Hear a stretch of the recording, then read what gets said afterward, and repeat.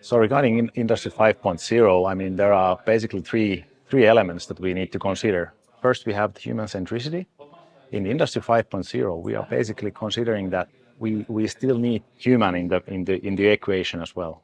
Whereas in the past, we kind of tried to eliminate human from the picture. Now we understand that, hey, we need to make sure that in the industry, the manufacturing industry, we need to have employees also in the future. We need to have people interested in techniques, and youngster want to study and make sure that the industry is a good workplace for people.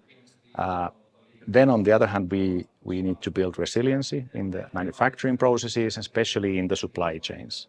So we need to make sure that we are future-proofing our value chains in a way that we are not exposed to risks that are pretty much there every day now.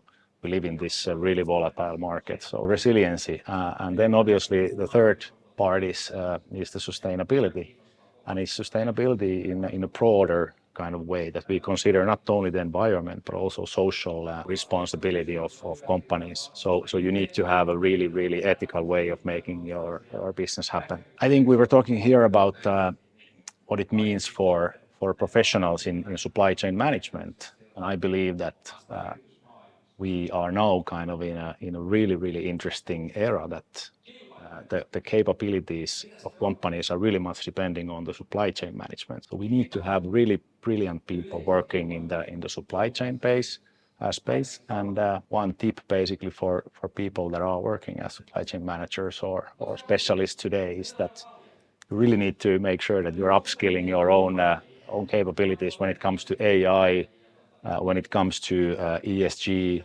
and all these different things, because this is a really interesting time to work in supply chain, and I see that this is kind of your moment now to take the role and make sure that you have supply chain management kind of taken really seriously in the boardrooms and in the management boards. So take the role, make sure that you're upskilling yourself all the time.